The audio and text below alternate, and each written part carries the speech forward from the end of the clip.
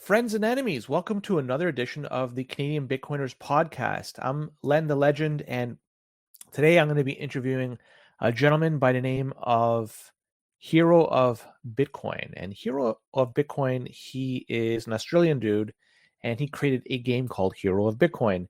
And it's available on the Game Boy and the wide variety of Game Boy systems out there.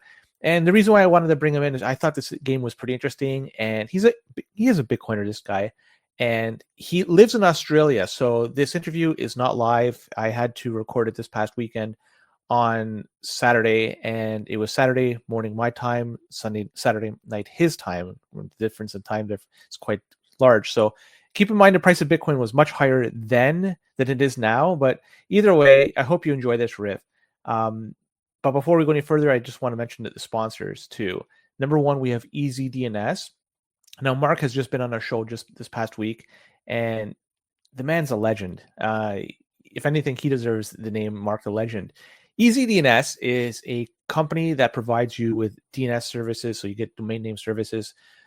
You could do web hosting, email hosting, a whole bunch of things you could do there. But let's look at the thing that's keeping them in business. They're privacy-centric. Their customers are number one in their eyes. A lot of businesses have come and gone, and they still remain here. You have lots of different options over there. So if you want to start up your own website, you could do so. Or if you have one already done and you want to migrate it over, they'll help you out. Or you want to spin up your own email service, you could get that done. Or, if you want to get your own domain name, you could do that. You could start squatting on them, use them to start squatting on those domain names. It seems to be a very popular business these days. But something you could do as well with them is pay with your Bitcoin. So check them out, easydns.com. And if you use our promo code CBP Media, 50% will be taken off your initial purchase. So that means you might as well load up your cart with a whole bunch of stuff. Second sponsor is Bull Bitcoin. The price of Bitcoin has been steadily going down for the past couple of days. No big deal. Maybe a good time to sell. Maybe a good time to buy. On-chain, Lightning, either way, they got you covered. So when the fees are getting high and the network is congested, you could use Lightning. But in the meantime, fees are not high. I suggest you use on-chain, not financial advice, and do your buys or sells with Bitcoin using on-chain.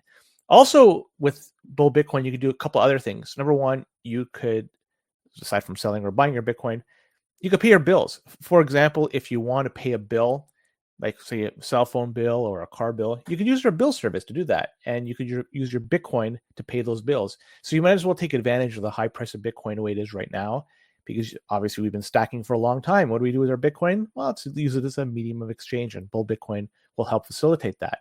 Second thing they could give you is the ability to spend it in the real world. Vendors, they won't accept Bitcoin right now, but Bull Bitcoin will be happy to sell you gift cards for your Bitcoin. So you could get like an Amazon gift card, a Home Depot gift card, whatever, and you can start spending your Bitcoin in the real world. So check them out. Open an account if you haven't done so with our promo code below. If you do that, $21 will be added to your account. No questions asked. Third sponsor, we have Decentral Technologies. And if you're looking for a home mining solution, these are the gentlemen that you want to talk to. They're based in Montreal, Canada. And if you want to have a light version, so it's just like a BitAxe, you could do that. So it'll be very quiet, won't take up much electricity. You won't get very much in terms of sats, but you could be part of a solo mining pool. So you lottery ticket every 10 minutes on average. Or you could ramp that up. You get like an S9, S19, S21, whatever you want. You get something that plugs into the 110 or say 220. So if you want to go easy, you could do that. You want to go much more challenging, use more electricity, you could do that. And every time you move up with terms of the power usage, your sats return will be much higher. So check them out. There's lots of different options they have for you. Even if you want to do home heating, that's another option available. Very popular in Canada, especially as we approach the cold winter months. So with that, let's just transition to the show, and I hope you enjoy my rip with Hero of Bitcoiner. Friends and enemies, welcome to another edition of the Canadian Bitcoiners podcast. I am joined today. You know what, this is going to be fun. I'm joined by Hero of Bitcoin. I'm not sure how to call you. How are you, buddy? Yeah, I'm good. Yeah, just call me Hero. It's fine. Hero, I like that. So that you are the hero of Bitcoin, though. For people who are unaware, Hero has developed a game for the Game Boy, and it's just all about Bitcoin. I want to get into that in a little bit because I'm very interested in, especially old school games. I'm still an old school gamer. But Hero, there it is. There's the game. It's sealed and everything. So I think that's sealed. Yeah, here. Let me. I want to hear a little bit more about your background and everything, like how you got into Bitcoin. Maybe you could educate our audience who you are. Yeah, so I got into Bitcoin as most people do. You sort of you go into the alts, you learn your lessons, and then you climb your way back up and go all in on Bitcoin, as most people do.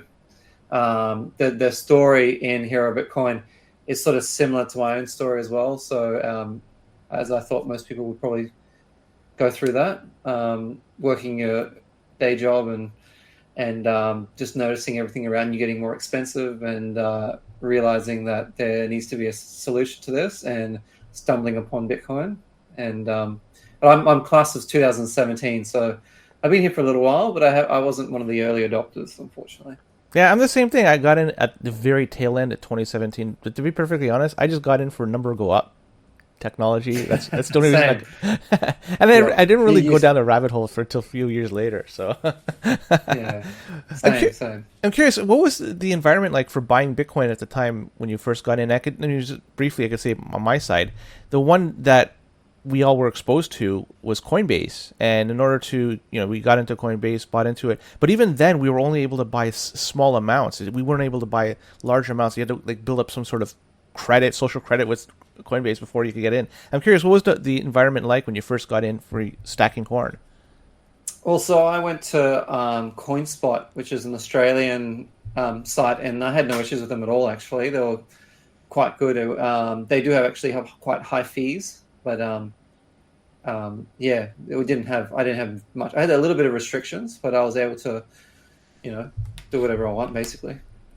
And in terms of like friends that people you could talk to, like was there a group of people, a circle of friends you could talk to, or were you basically on an island all by yourself? Well, I live in a very small city in Australia, and I don't really have anyone around here that's Bitcoiners. So I had a couple of friends that were all into the crypto, not really just Bitcoin. Hmm. So no, I had no support or no direction for just Bitcoin only in that sort of thing. So that's where YouTube and all that was my main support. I would main go to for and also Twitter at the time. And let's dive right into this Hero of Bitcoin game that you've developed. And I want to know, like, what's the inspiration behind it? Like, what gave you the idea? Heck, I gotta program something, a game about Bitcoin, and we could talk about the game momentarily. But first, I want to hear about your inspiration. I started off as an artist doing pixel art. I was just doing it for fun, and I made Samson's display picture, which was his little line thing. So he used that for a very long time, and I just gave it to him, and it sort of made me realize, I could do something with this. So I started to charge to make people's display pictures in pixel art in Sats, which was great. So started off doing that, and I did pixel art for a while. I did some art pieces. I did Michael Saylor, and Michael Saylor shared it, and so I got a bit popular with that. And then I'm not really a programmer, but there's a lot of tools now to create games it makes it much easier for non-programmers. And I stumbled upon one that's quite a few little softwares that you could use to make Game Boy games. And I thought pixel art that I was creating was perfect to transfer into Game Boy, because games take a very long time to make, and small screen sizes allow it so that you less pixels. Obviously, the quicker it is to make games. So, that was some of the main reasons why I chose Game Boy, and also Game Boy because I was thinking, Bitcoin is sort of the financial system 2.0. We're starting from scratch again. We're starting, a lot of people are, starting art. They're starting things, and I thought, what better way to start gaming again is to go back to the roots of the original Game Boy. Why did you choose Game Boy out of all systems? Well, it was my first handheld, so it was I'm all about the nostalgia. I love retro gaming. I'm a massive collector. I have a huge selection here on my wall of Game Boy, Super Nintendo, original Nintendo 64, all the way up, consoles. And so I've always been a collector, and so I wanted to create something that I would love to collect myself. So, yeah. And this is available on the Nintendo Game Boy, Game Boy Pocket, Game Boy Color, Game Boy Advance, and Game Boy SP. Is that correct? Yes, and also the Super Game Boy for the Super Nintendo. And also I found out that the GameCube also has a Game Boy attachment. Okay, so you can just plug it in natively into the Game Boy and it works. Yeah, there's an attachment for it. Okay. And so same as the Super Nintendo. Right. Yep. Got it. Yep. Maybe we could talk about the game itself. I mean, I'm sure people would like to hear about what it is, and I know there's some NPCs in there that are well known within the Bitcoin community. So I want to hear you describe the game to people that have yet to discover it. Well, it's a very simple game. It's similar to Mario or Zelda 2 for the original Nintendo, if anyone's played that. It's like a platformer. You can jump on enemies. You get the Sword of Satoshi later as a weapon. There's different enemies. And you can heal. You've got hearts. You got to collect 21 Bitcoin. And there's various bosses throughout the game, all just sort of inspiration of different things like whales and poo coiners, which are shit coiners. We're trying to keep it children friendly, so children can enjoy as well. Yeah. And the setting is in El Salvador in totality, or does it go around? Yes, no, it's all based in El Salvador, so you get to meet famous Bitcoiners, including the president, Bukele. A lot of the people that I was able to actually ask permission for me to use them in there, which was great, including Michael Saylor, who messaged me directly and said he's happy for me to put him in the game, so he's got a major role in the game. But the main story about this game, it's not about the heroes are not supposed to just be it's not supposed to be the famous Bitcoins are heroes. It's that the story is that anyone can be a hero with Bitcoin. It's sort of the moral of the story. So, yeah. That's cool. So I'm curious then, with respect to the game, like how long did it take you to program it? Like when did you decide I'm going to start doing this thing, and what was the process from start to scratch? Sorry, from start to finish. Sorry. It took me over 2 years. And so I went through a lot of testing through different enemy types and the platforming stuff. A lot of pixel art. So when you do the pixel art for backgrounds and whatnot, there's tile counts. So you can only have so many tiles per screen. And that's because the limited RAM on the Game Boy. It's very, very, What's the limitation of it? How much RAM does it have? Actually, don't know exactly, but it's not much.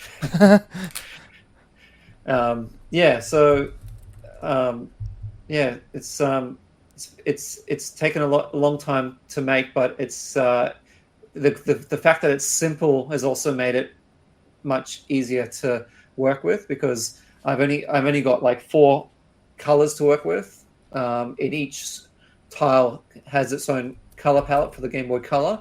So this works. This cartridge is a Game Boy Color cartridge that works on an original Game Boy as well. So I'm looking at the Game Boy Advance. It looks like 288 kilobytes of RAM. Does that ring a bell? Yeah, something like that. Yeah. That's extremely small.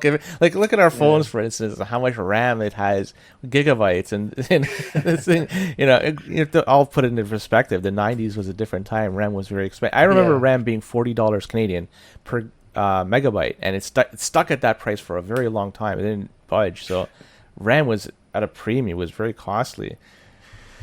The reception for the game, though, I mean, since it came out earlier this year. Am I correct? Yes. So I used Keiser Fund, which is an amazing platform, which is basically like Kickstarter for Bitcoiners. So you can use Bitcoin and contribute to different projects with Bitcoin. I recommend anyone looking to create any sort of project or wanting to fund projects to have a look on Keiser, because it's a really well-made site, and the developers are really good at. If you have any issues, they'll add things, and if you make suggestions, they're really good. Yeah. And the reception for the game once it was released, you must have got flooded. Yeah, we did 210 copies for the first batch. Uh-huh. They're sold out now. Mm-hmm. I have a couple of copies myself, but they're just for when I do like road shows, when I go to Bitcoin conventions and things like that. And then we're making another 250 copies. But the plan is to eventually make the game for free. I want to, sort of decentralize that first game and allow people to put it on different things. Even I've had some like Seed Signer and some other cold wallet people interested about putting the game on their wallet, which is pretty interesting. And that's just so just for everyone to enjoy. I want to give back to the community as well. So yeah. And you can play it online. I know there's a demo version that's available on the website. Is that correct? Yes. Yep. There's a demo available. If you just go to me on Twitter, Hero Bitcoin, there's a link to it on there. And you can download that as well. There's a little link there. You can download the ROM and put it on it. What I'd love to see is, how everyone puts Doom on everything? I'd love to see everyone put this game on everything. The Bitcoin equivalent of that. So yeah, does it run Hero Bitcoin? Does it run Hero Bitcoin? That's the question, yeah. So in terms of the price, the initial 210, what were you selling it for? What was the price? $100 for the cartridge. So that comes with the manual. That's sealed, that one in your hand, right? That's not opened. Yeah, well, no, I've opened it, but it's got a plastic protection over the top. That's why. Got it. You can open the protection. This is actually the prototype. I've got an empty box. Yeah, that's the final. So it comes with a manual, the game, cartridge, the dust protector, just exactly how an original Game Boy game would come.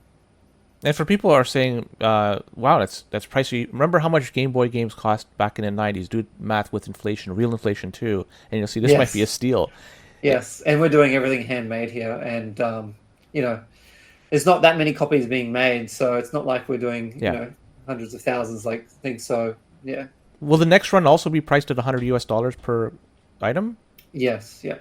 Are there any special ones that you get, maybe a signed copy, or there's a special edition? I'm thinking of selling the... I've got 3 prototypes. It's got the prototype builds of the game, and I think I'm thinking of auctioning them off at some stage. No signature or anything like that. Oh, maybe for these, I'm not sure. I haven't really put much thought into it. Is it open source, or do you plan to open source it in the future? Yeah, I'm considering. We'll see. And if you do decide to do that, what's the rationale behind it? With hopes that people make it running, like people expand it and whatever. Yeah. And do you intend to have it released on any other consoles aside from the Game Boy? Just maybe desktop, and just digital. So you're not going to port it to, say, an SNES or Mega Drive slash. It's got the super. You could make it for. I could actually make a cart. I heard that there is possible to convert them for to play directly on a Super Nintendo cart, so it's its own thing. Something we can think about. But we've also made other things as well. Like we made the Game Boy Hero themed. That's cool. So we made 21 of these with my help of my mate Mars. So we've been working together, and just like some apparel. We got hats and shirts and stuff that we've been. Did those go on sale, or did you give them away, or are you hoarding them all? Which one? Sorry, the Game Boy with the special cover on it. Yeah, no, we've actually given some away for free. There was one on Capario that was just given out. I'm not sure if it's still running or not. We've given away a few, and we've also sold some in auction. I'm really going to go into the weeds here, go into left field. But did you ever try? Because I've seen people actually try mining for Bitcoin on a Game Boy, and I don't know have you ever even tried that because you're a big Game Boy fan? No, I haven't tried it. I have seen a video of someone doing it. I don't know if it's really worth your time. Oh, for sure, it's not worth your time. Trillions of years to get to not even. Yeah, I don't know if you can get a couple of sats out of that. So. Yeah, you're probably doing kilohash per second, maybe at that. Yeah. That's it's good luck getting anything. But I find it's fascinating what people will do just to test out equipment and see how far things will go. It's hilarious. Any sequels? Is this going to be it, or there's going to be a Yeah, sequel? so I'm currently working on number two. It's very early in development. The sequel, if it ever finishes, because like who knows, like anything can happen. But currently it's looking a bit like Zelda for the Game Boy, so top-down view, but it'll have a world map, so you're able to travel. I'm considering different travel methods, maybe something like using Michael Saylor's boat or something, His yacht to go from his places. yacht, or that, made that ship that he has that ship in the background in Yeah, his yeah, yeah. something like that. That'd be Maybe so fucking cool. we'll see. And you're gonna, I guess, put a whole bunch of NPCs that are Bitcoin related Yeah, people within. Bitcoiners and it might be more worldwide. So I've made a world map that's the whole map of the world. So obviously I wouldn't be able to go everywhere, but there'll be certain locations you'll be able to go to. And I'm thinking maybe making it so you can go wherever you want. Or, I'm not sure if I'm going to make it linear, where you have to go through certain things, or making it so you can go anywhere you want and do quests or something. I don't know. Yeah. And you just came Still back early days. from Lugano, right? Am I From wrong? where? Did you go to Lugano No. recently? No, Mars has been doing. I haven't gone anywhere. I've always been. Yeah, I Got don't travel much, unfortunately. got it. Is that because of work related or just personal? That's you just prefer to stay home. Oh yeah. It's just too expensive for me. I'm the same way. But I am going to go to Bitcoin Alive in Australia early next year. That'll be my first ever Bitcoin convention. Oh, you have Meeting other not? Bitcoiners. Are you getting a Yeah, booth? I'm getting a booth. I think. Yep. You're going to get a lot of traffic and a lot of interest.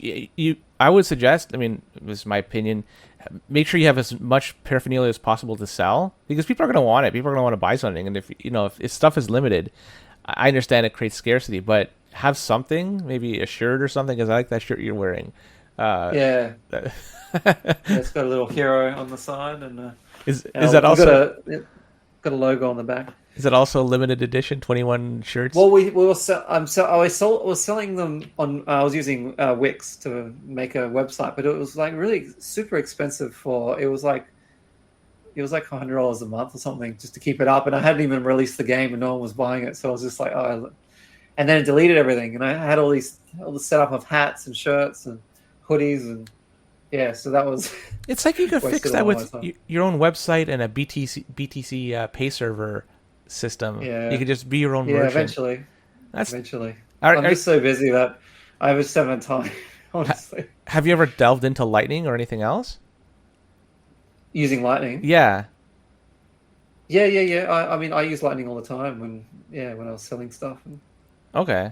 But Yeah, because that's going to be the easiest way for you to transact. And is there any? Yeah, I mean, it's just I've used Lightning. time's the limit. Yeah. What's the limitations you found within Lightning? Have you come across any that are just like? Oh no! It's not that. It's just haven't had the time to do stuff. Got it. You Got know. it. Thoughts on the recent pump of Bitcoin? Oh, it's funny. Like you always know it's going to happen, but when it happens, you're just like, wow, this is cool. Like you feel like you feel like the smartest person in the room, but you try and stay humble. They say stack sats and stay humble, but I think that the stay humble part is the hardest part for me. Now, for reference, we're recording this on Saturday morning, my time. It's Saturday late Night. afternoon, early evening, your time. It's like 10 o'clock at night. Yeah. Oh, so I appreciate you taking the time to. So yeah, if you guys, it's a That's great all right. distance. So right now we're just last I saw we're 98.3 according to my block clock. So we're knocking on the door of 100K. Man, this thing it seems to be a tough nut to crack. Like once we get there, It's got a big soul wall there, but I think we'll just probably be a bit slow for recent soon, and then but once we blow that top off, I think it's just going to go nuts. do you have people reaching out to you that haven't reached out to you before with respect to Bitcoin and asking you questions? Yeah, well, I minted a couple of Bitcoiners the other day. I was at work because everyone knows me. Or like I don't really know many people who like at all about who are Bitcoiners only. Mm-hmm. And so everyone just knows me as the Bitcoiner. And I was finally able to convince a couple that I've been working on for a while. So, yeah. What's the approach you use? How do you try to at least usher them through the door of Bitcoin? I'm curious how you do it. Depends how much time I have. If I have a lot of time, I talk about. I don't talk about Bitcoin first. I talk about what's wrong with the money, and I just say Bitcoin's a possible solution that I believe. But what would you know? You don't have any options if this is true about what's happening to money. You got gold, but who's going to carry? How much gold can you carry? We don't all know the limitations of gold. So yeah, just telling them the problems with money, and then them realizing, oh yeah, actually, inflation, and there's a lot of things like that. So yeah, but if I don't have much time. If I don't have much time, I just tell them to. I don't actually tell anyone to buy. I just tell them to research, do their own research. Yeah, put 5, 10 hours, 100 hours into it. And once you learn about it, then at that point they go balls deep and they just get as much as they can. But in terms of where you are in Australia, I know that there's some similarities between Australia and Canada, where the housing situation, at least in Melbourne, I could say. It went absolutely bonkers in the last 5 years or so, and same thing applied here in Canada. So people are looking at that, and at one point they would potentially be able to afford a home. Now the majority of people are priced out of it, and that's just one scarce asset people look at. And it's a desirable asset to have, but it indicates what's wrong with money.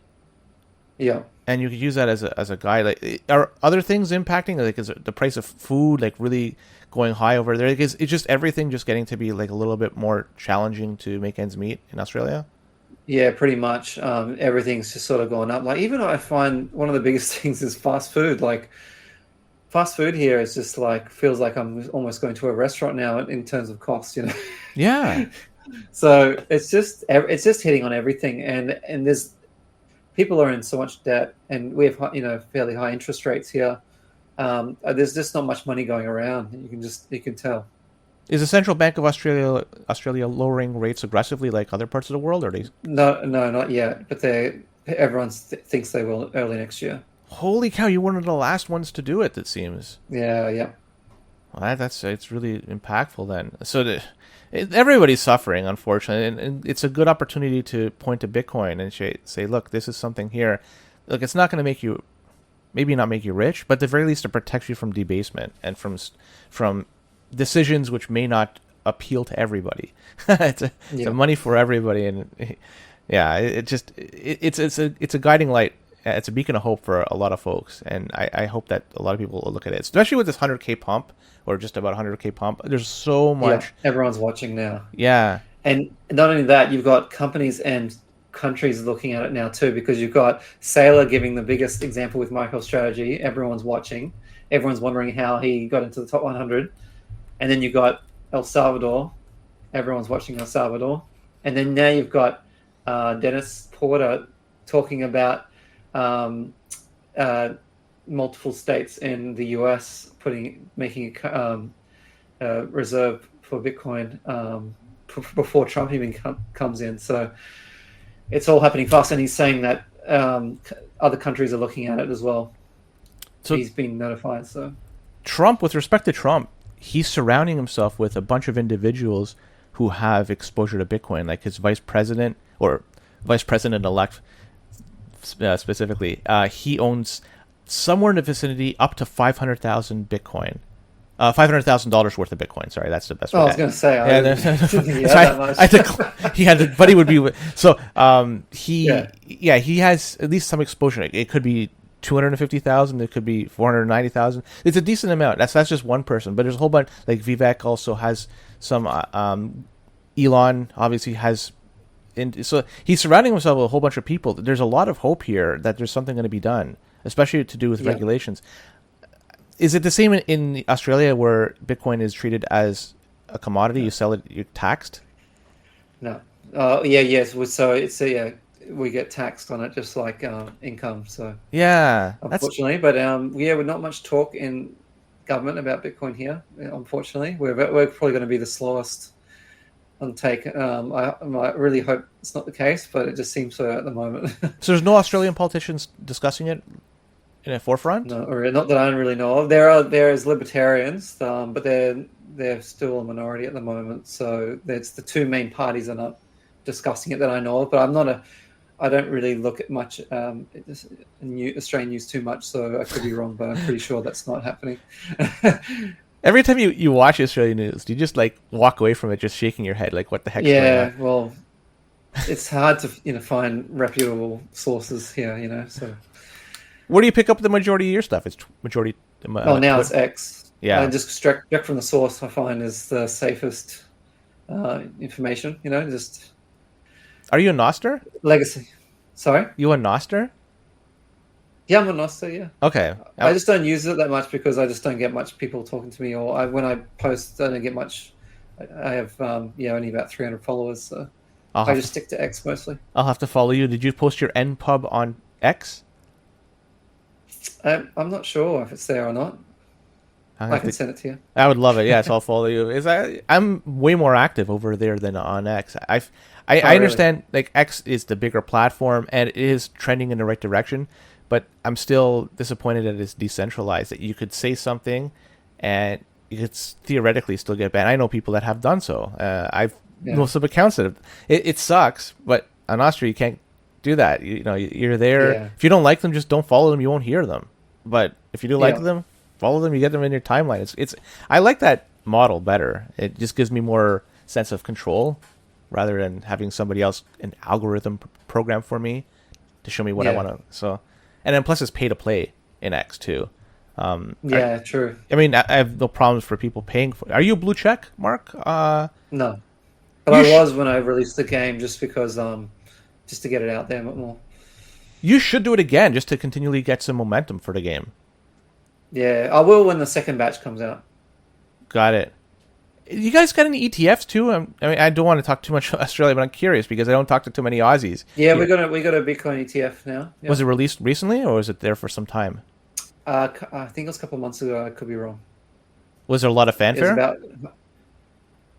Yeah, it was, but I mean, it wasn't. It's not big, it wasn't that. There wasn't that much interest, I think, compared to the US one. Oh, for sure. Here in Canada, we had an ETF that was live.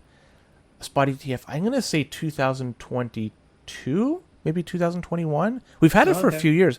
For whatever reason, we're more progressive when it comes to getting stuff with Bitcoin. Canada seems to be pretty good. I mean, a lot of people say what they want about Canada, but with respect to Bitcoin, we haven't had the same type of resistance as other countries do. We seem to be at least looking at it as a potential currency, potential commodity that could be used. I don't know. Either way, but yeah. I don't know. I think that's pretty much it. I mean, I'm not sure if you have anything else you want to talk about your game because that's why primarily I wanted to bring you on is to talk about your game, the Hero Bitcoin, because I wanted to know more about it. But is there anything we missed with respect to that you want to parlay to our audience? Not really. Just I just hope that everyone gives it a go, and if you can't afford it, if you want to stack more sats, that's fair enough. It'll eventually be for free, so you can play it then. I can't let you go without talking the setup you have behind. I see I'm going to see 10-inch TV, and to the right of that, there's a baby console. CRT. Yeah, so that's... Yeah, well, I have every console under the sun up on my high shelves, but that's a hacked, chipped PlayStation. So I've got this is a USB actually for my playing retro games, but that's not a mini PlayStation. That's like an actual PlayStation. That's a real PlayStation. Yes. Okay. Because I got real games here. I got Game Boys here. I got my Game Boy Color and original DMG. I got even original Nintendo games. That's Duck Hunt and Mario. Nintendo games. Yeah, Secret of Mana, one of my favorite games. Heaps of stuff here. Big fan of Final Fantasy? Yes. Yep. Big RPG fan. Yeah, I could tell. Just so Secret of Mana, Chrono Trigger. You know what? Unfortunately, we didn't get Chrono Trigger or Final Fantasy VI until PlayStation. It never came out on Super Nintendo. You mean Super Nintendo in Australia? Yeah, it didn't come out. But I got a this is not a real copy. This is someone's made a fake version of it. So it then actually works as a real. Yeah, we never got it. Unfortunately, two of the best games for the Super Nintendo. Yeah, so we got, and over here it was called Final Fantasy 2 and 3. Final Fantasy 4 was dubbed 2, and Final Fantasy 6 was dubbed Final Fantasy 3 over here. So that's I know them as 2 and 3, not as 4 and 6. So actually, speaking of which, I've actually got the first Final Fantasy here. I think this is the American version, but I've got the original for the NES. Box, NES, manual, everything in there. Very cool. Yeah. Well, yeah, love collecting. That's that when you showed me that original Game Boy, like it brought back a lot of memories. The game that I played a lot on it was Tetris. Yes, I've got that. Played the shit out of that game. But anyways, and that's what I think. Like when people play this game, that's why I haven't sold a digital copy yet. I've only been selling the cartridge because there's so much of the nostalgia factor when you play it on the original console than playing it digitally. So that's why I really pushed to release it on console factor first. You know, I thought when I first came across the Hero of Bitcoin, and it was several months ago, I swear I thought that it was a Switch game. Right? Because it seemed like, because they're releasing like Secret of Mana, they released on the Switch, they released a whole bunch. It's like, oh great, this is like a physical Switch game that based on Bitcoin. I could have swore, and I was a little bit disappointed because I have a Switch. So I'm hoping you could port that to the Switch some. I don't know the cost would be. I don't think that's going to happen. Oh, that's too bad because it just seems like it would lend so well to the Switch environment because it's also a handheld, right? The Switch. So, I'm sure when it gets older and people start to hack it, they'll put it on there. There's a lot of things people are doing right now with the Switch. I've seen a lot of people mod their Switches, so it's possible. Definitely possible. So yeah. All right, Hero. Any last words before we sign off and call this a day? No, just stack sats as always. I'll keep doing that, but you know the problem is though, Hero. It's every day that happens. I do that. I could buy less and less, and the same thing applies to you. I know. It's getting. It pathetic. feels like you've got a pool of water and you're putting droplets of water in when you nowadays. You know. That's a good analogy. Like, have you looked at like how much $1 Australian could buy you in terms of number of sats? Like it's. I think it's like nothing now. I think you're getting 700 sats or something like that. Am I wrong? Maybe 800 sats. Either way, I don't even know. It's just I think times have changed. Anyways, appreciate you coming on, brother. This has been an awesome chat, and thanks for inviting me. Anytime, my friend. And with that, take care. We'll be back in Canada. Sorry. What's your slang in Canada? Before you go, like, how do you say goodbye? Do you have like see you later? Just, okay. Thought you might have something, you know. Pour some maple syrup on it. Take care. We'll be back at this again Monday.